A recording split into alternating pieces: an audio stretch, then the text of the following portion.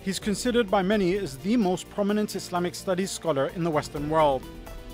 But at the height of the Me Too movement in 2017, Professor Tariq Ramadan was forced to leave his post at Oxford University over allegations of sexual assault. Ramadan categorically denied the accusations, but as the cases against him increased, he voluntarily flew to France to meet with the investigators. The best-selling author was eventually detained in February of 2018. A Paris Court of Appeal released Ramadan on bail 10 months later. He still rejects the allegations, but the investigations into the cases continue. Is justice in France being served, or has this case been politicized? Professor Tariq Ramadan talks to Al Jazeera.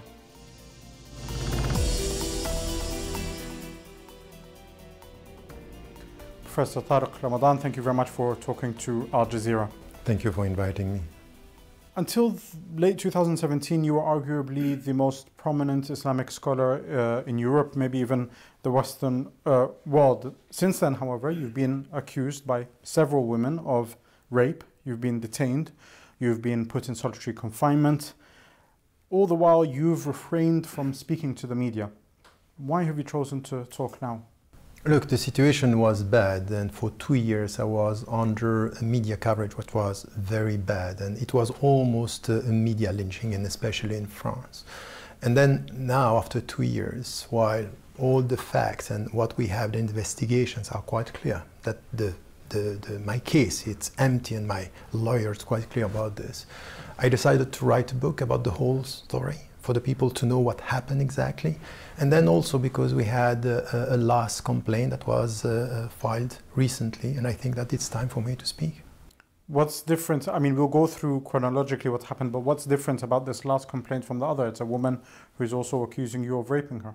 Yes, but that's exactly the point. I have been repeating to my lawyer and to people who didn't listen to me that there is nothing, that I haven't done anything. And then with this last case, we have exactly what should be known by the people. Because we had a woman who claimed that I raped her in May, the 23rd of May 2014, in Lyon, in a hotel, while you look at facts. And you know, the media coverage was so bad in France. More than 120 articles, press. No journalist doing his or her job, just looking at facts. What are the facts as far as you're concerned? So that's the point. The point you come and you read that on the basis of one narrative, a woman went to the police, said I was raped, not only by Tariq Ramadan, but also by another man who was from his staff. And this was on the 23rd of May 2014. On the 23rd of May 2014, I was in Baltimore giving a lecture in front of 10,000 people, and this is on YouTube. More than that, I never went to this hotel. I don't know the Sofitel in Lyon. I never went there. So she claims that you raped her in the south of France, whilst you say you have evidence that you are in fact in the United States. Exactly, exactly. And then more than that, which is very important, is it came at a moment where, if you look at the last investigations coming from the criminal squad, everything is collapsing now. So they use this as a small screen, not to speak about the evidences now showing that I am innocent of all the crimes they are Okay, let's take them apart one by one. It was late 2017, October, I believe, off the back of the internationally kind of acclaimed hashtag #MeToo campaign, where women were encouraged to come out and tell stories of how they were either sexually abused or attacked by people. You had this self-proclaimed former Salafist turned reformist Hinda Ayari, who came out and claimed that you had raped her several years ago, in fact in 2012. In fact, described it as a violent rape, to the point that she says she became traumatized, so much so that she couldn't even hear your name for several months, if not more. Yeah, so we have to come to the facts here. And this was not even heard by the media, not even heard afterward. You know, I kept silent at the beginning, saying, I'm not going to talk to journalists, I'm going to talk to judges. The problem that I had is that the judges were not even listening to me. and not even looking at all the evidences that are just proving that I was innocent. So as to this woman, she lied. She didn't know the place. She didn't know the time. She came with... But what do you mean she didn't know the place or time? She changed 4 times her story. 4 times. And then she said she gave a first date. It was not this one. A second date. It was not this one. She gave a hotel. It was not this one. She changed again. And I had judges in front of me telling her, why don't you say you don't know? So what? You are raped. You don't know the date. You don't know the place. And more than that, her son, her uncle, coming to testify saying she's lying. She was not there. She was at a marriage in this time. More than this, what we know now, the last investigation. So you mean she was at a wedding? A wedding, yes. What we had in the recent investigations coming in last August is that she said I was a Salafi, very naive as to sexuality, as far as sexuality is concerned. You come to this, in 2002 until recently, she had on Skype more than 50 relationships, exchanges with men during all this period. But that doesn't necessarily mean... That's the point. Well, yes, but what I am saying is that she started by lying about this. Add to this the fact that she didn't know the place, she didn't know the date, as I said, and more than this, in 2009, 3 years before she was in touch with me, she was trying to contact Caroline Forrest, the notorious enemy I have in France. She's known as being against Tariq Ramadan. So why is she's Caroline, and what does Caroline work? She's a journalist, but she wrote a book against me. So 2 years before that, she was in touch with her, 3 years before, and then she was harassing me. If you don't respond to my messages, I'm going to work with you, enemies. So once again, she's talking about enemies. And this evidence, have you submitted this to the... No, that's the opposite. What I'm telling you now is that what is coming out of the brigade, the criminal squad reports. So the prosecution themselves have been investigating these women's... Exactly. And this is what they've been able to... Exactly. attest. But the problem that I have is that the police and the criminal squad are saying this, and the judges don't take this into account. They don't even listen. So she is lying, she's changing her story, and then more than that, she's in touch with my enemies 3 years before she came with this story. There was another case that was brought in a month later by, at the time, the courts and the media could only refer to her as Christelle, but later it's been revealed her identity as Paul Emma Aline. And she says, or she had accused you of raping her while staying at a hotel in 2009. She said that you left the room, that you went, gave a lecture in another place, and you came back and continued to rape her, and that she was only able to escape once you went to the bathroom at 5 a.m. She claims that she spoke to the reception, to a bus driver, and other people as well. So let me come to this, because once again, I'm not going to speak about my opinion. I'm going to tell you what we find in the investigations coming from the criminal squad. These are facts. It's not me. The criminal squad, just for our viewers who aren't maybe accustomed investigators. This is the investigators. Exactly. So they are asked by the judges to do the work on the field and just to come with the facts. So what they are saying is, first, what she said about the time. For example, she said at 4 o'clock I went to a bus. They didn't find anyone. All the drivers did not recognize her. She said I went to the police. She doesn't remember the address of the police of her own town. Third, she said I have a medical certificate showing that, and the medical certificate is not talking at all about this, talking about hemorrhoids. So this is the starting point. Then she changed her story 3 times. Add to this that she said, I was held prisoner in the room. Whilst you were giving a lecture. Yes, but the problem is that we have a picture of her in the audience. We asked the 4 experts. The audience of what? The audience of the lecture. She said she was sequestrated in the room, and at the same time, she is in the audience of the and there's images that... There is one, and we checked. The judges asked a company, is she in the room? They said probable to highly probable. 3 other companies from the UK are saying, one is saying 85% is her. And these are what, like face recognition companies? Exactly, facial recognition. So this is what they were saying. So you know what the judges did?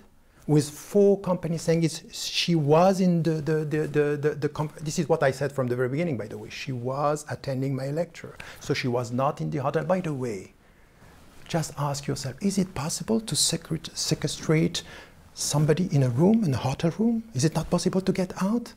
So that the starting point of this just very strange story that we have. But more than this, she claims you took her clothes, you took her phone. But she changed, by the way, she changed the stories 4 times here, the story 4 times. But the point is that when we had all this evidence that she was attending the lecture, she asked the judges, ask my mother, ask my father, ask my ex-boyfriend, ask Caroline Forest, the same woman, ask another woman who was, and the judges are relying on the friends against the evidences coming from the companies, the expert companies. That doesn't work. Now add to this, this is the most important thing that came in August. The investigators found in her computer messages between her and another woman 6 days before our meeting, saying what? We are setting a trap for Tariq Ramadan. Her defense could say that she was trying to set a trap to get you in a compromising situation, but that doesn't necessarily contradict that compromising situation being turned into a criminal act of rape. Except that there are SMSs that were found by the investigators. These SMSs are saying, I didn't know if you liked me. I missed you as soon as I crossed the door. She claimed that these messages were sent before the meeting, and then the investigators went to the mobile phone, they were sent after.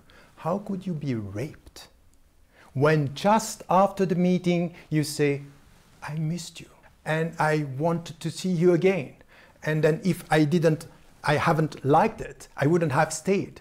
She claimed it was before the meeting, after a Skype meeting. So look, it's just unbelievable. It doesn't work, it doesn't stand. At the time when these claims or these accusations or police complaints were being filed, you were in Qatar at the time. You were a visiting lecturer there. As far as I understand, there's no extradition treaty between Doha and Paris. But so why did you choose voluntarily to fly to France and see the police? It's very simple, because I'm innocent. So I went there full of confidence. I have nothing to hide. The only thing that I had to hide, to tell you the truth, which is true, because I made one mistake, which was to say, I'm not going to talk about my private life. So when they said, what happened with this woman, I denied that anything happened. And this was a mistake. Because I wanted to protect myself, to protect my family, and just, there is one thing that, when you are talking about rape, another thing to talk about your private life. So I had weaknesses, I had contradiction with my own life, and when I went there, I decided, under this, this flood of all this bad and dirty coverage, that I'm going to talk about this. So this was a mistake, but it's understandable. We can't put at the same level this, trying to protect myself with people lying about being raped and all what happened there. Do you feel that you were naive in not speaking to the press? Because in the end of the day, the role of the media, especially in this day and age, is not divorced from the role of political decisions. Even to some extent, judicial decisions are made with public opinion playing a significant factor. The presumption of innocence on the judicial side was not protected, and the secrecy of the whole process was not protected. So it was quite clear that the lawyers of the plaintiffs, even the judges, were giving things.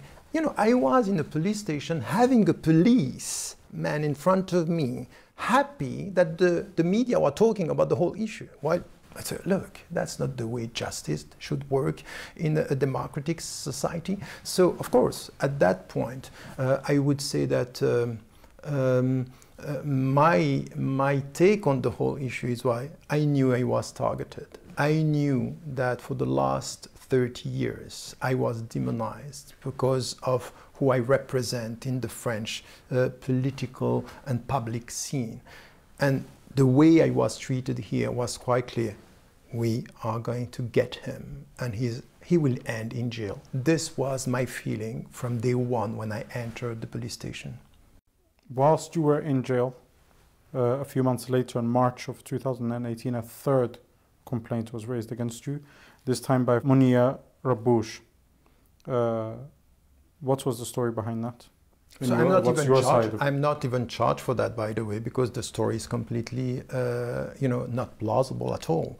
She said I was raped 9 times and I was in touch with him. And then when I came with the evidences that things were not like this, the judge had no option but to come say, okay, you're not charged for that.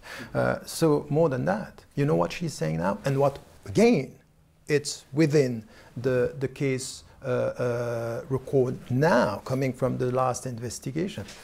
She was saying, I was pushed by somebody who is known in France as a paparazzi Israeli French activist, Jean-Claude Elfassi, who was pushing her to change her story. She said, she asked me to change the story, and she sent a message to her brother saying, they are giving me money. I am doing it for money. So, and her brother was saying, you are lying to his sister, you're lying. So once again, you have a woman connected to my enemies, pushing her to do so. And the judges, with all the evidence that we gave them, had no option but Why do you believe that there is a conspiracy against you? So look, it's not that I think that there is something. I'm just looking at facts and looking at the people and the names that you have in the file.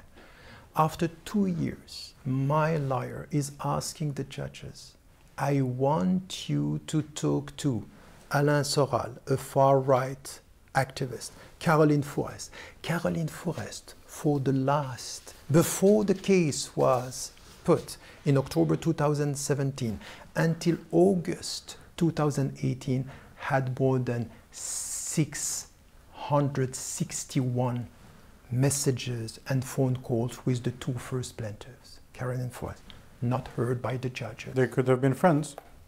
No, she's saying that. No, she's saying that they came to me to tell me. So, from the very beginning, she came as a journalist covering the story, not as friends. She denied this, but now why? The judges don't want to listen to her. Caroline Forest. So these people are in the files, not heard by the judges. But what do you represent that's so dangerous to them? Why, if this is the case, why go after you? Why not go after somebody else? That's an important point, because this will explain the whole story. I'm innocent, and at the same time, I'm a public figure in France. For the last 30 years, they were describing me, portraying me as the grandson of Hassan al-Banna, a fundamentalist, even supporting extremists. When they came to extremism, Hassan al-Banna being the founder of the Muslim Brotherhood. Exactly. So being an extremist didn't work. When they were talking about me being involved in, illegal activities, it didn't work. And then I came, and what I'm saying in France is, look, there is no future in this country if you don't treat Muslims on an equal footing as citizens. I'm not even a minority. I'm a European citizen. You have to listen to us. Now, all this business that you are talking about, the headscarf, and let me be clear. You cannot impose the headscarf to a woman from an Islamic perspective. You cannot impose her to take it off from a human rights perspective. You say this in France, you are an extremist. So But I'm sure you're not the only person on that. I'm not, but I'm vocal, and I speak French as the French, and I know the culture from within. And more than this, they all know. Even in his last book, Nicolas Sarkozy is saying, he is followed by so many people. It's huge. So I wanted to destroy him. They are targeting a public figure, someone who is perceived as a leader. Because in fact, the most important problem is not about me. I want the activists and all the people who are vocal about their rights, about their being, as you know, a European Muslim and a Muslim European, a Western Muslims, to understand it could happen to them as well. Because at the end of the day, they don't want us to be equal citizens. They don't want us to be French and say, you know what, this is our country. If you are threatened because I say this is my country, the problem is not me, it's you. It's you the problem, is the far-right party, is this normalization of Islamophobia and structural racism targeting the Muslims. So this is where I stand, and this is where I understood from the very beginning that they were targeting. You know, 1 year before all this story started, in 2016, I met with a representative of the domestic intelligence, and he told me, we know that you are now settling down in France. You have an institute, you have now, you ask for the nationality, because you know that a few years ago, I asked for the French. You're a Swiss national. Yes, because my wife is French and my kids are French and Swiss. And they didn't want this. So the Prime Minister at that time, Manuel, was saying, there is no way Tariq Ramadan is going to become French. So they were scared about this. The first question I got from a journalist is, are you going to run for presidency? Wow, what's that? At that level? So I'm just asking, I feel French because I speak French like you, and my culture with my, Egyptian culture is also a French culture.